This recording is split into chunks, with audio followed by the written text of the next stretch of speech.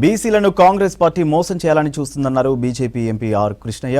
CM Revanth ప్రధాని మోదీని BC కాదంటున్నా ఒరిజినల్గా మోదీ బీసీనే అని చెప్పారు. తెలంగాణలో రాబోయే రోజుల్లో బీజేపీనే గెలుస్తుందన్నారు. ఎమ్మెల్సీ ఎన్నికల్లో టీచర్లు, విద్యావంతులు, మేధావులు ప్రలోభాలకు లొంగకుండా బీజేపీ అభ్యర్థులను గెలిపించాలన్నారు. 242(d)(6) చట్టం ప్రకారం స్థానిక ఎన్నికల్లో రిజర్వేషన్లు రాష్ట్ర ప్రభుత్వమే ఇవ్వొచ్చన్నారు ఎంపీ ఆర్ కృష్ణయ్య. ఇక మోదీ ప్రధాని అయిన తర్వాత భారత్ అభివృద్ధిలో పరిగెడుతుందన్నారు బీజేపీ నేత ప్రకాష్ రెడ్డి. మోడీ హయాంలో భారత్ కీర్తి ఖండాంతరాలు దాటి వెళ్లిందని చెప్పారు. ఈ పార్టీ మా పుట్టుకనే ఈ పార్టీలో జరిగింది, ఆర్ఎస్ఎస్ అండ్ బీజేపీలో. భారతీయ జనతా పార్టీ పిలిచి నా బీసీ ఉద్యమాన్ని గౌరవించారు.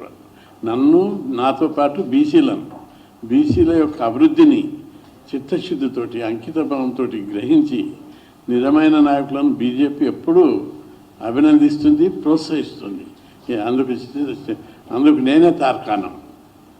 రెండవది, ఇప్పుడు ప్రధానమంత్రి నరేంద్ర మోడీ ఒక యోగి. బీసీ జాబితాలో ఉండేటోళ్ళ దాంట్లో 2 రకాలు ఉంటారు. ఈయన చేతి వృత్తులకు చెందినటువంటి వాడు, కులవృత్తి, గాంధ కులం, పైగా బీసీల పట్ల అంకితభావం ఉన్నటువంటి నాయకుడు. ఎప్పుడు కలిసిన కృష్ణయ్యజీ ఆగే బడో ఫైట్ కరో అంటాడు.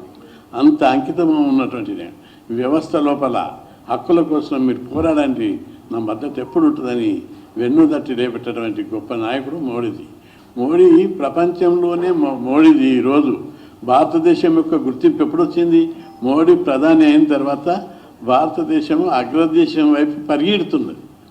ఈరోజు ప్రపంచ దేశాల్లో మోడీజీకి ఏ విధంగా నిరాజనం పలుకుతున్నారు అమెరికాలో చూసాం. ప్రపంచంలో ఏ దేశంకి పోయినా మోడీజీకి నిరాజనం పలుకుతున్నారు, అడుగున స్వాగతం పలుకుతున్నారు. భారతదేశం యొక్క కీర్తి ప్రతిష్టలను ఖండాంతరాలు దాటి వెళుతుంది. ఈరోజు భారతదేశం ఇతర దేశాలకు సాయం చేసే దిశగా తీసుకుపోయినటువంటి ఘనత నరేంద్ర మోడీది.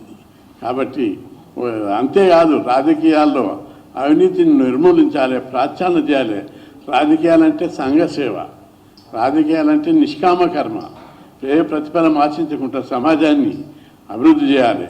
సర్వే జన సుఖినో భవంతు అనేది భారతీయ జనతా పార్టీ మూల సిద్ధాంతం. అంటే ప్రతి ఒక్కరు సుఖంగా, సంతోషంగా ఉండాలని. భారతీయ సంస్కృతిలో ఆరోగ్యము, ఆనందం ఉన్నాయి 2.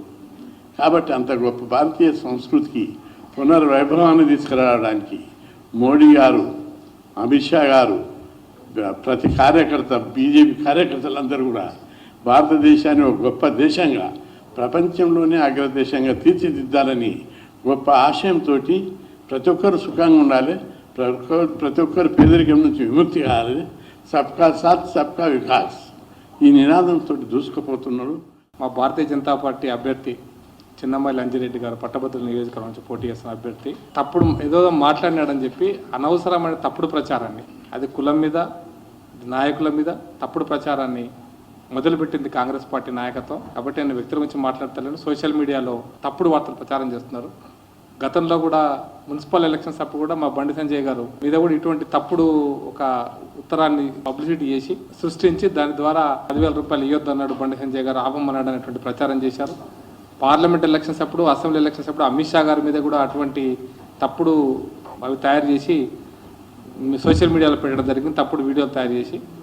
ఇప్పుడు అట్లా ఈ ఎలక్షన్ కూడా గెలవడానికి తప్పుడు విధానాన్ని అవలంబిస్తున్న నేపథ్యంలో మేము మొన్న వచ్చినటువంటి సోషల్ మీడియా వచ్చిన వార్తల మీద పోలీస్ సైబర్ క్రైమ్స్కి మేము కంప్లైంట్ చేసినాం.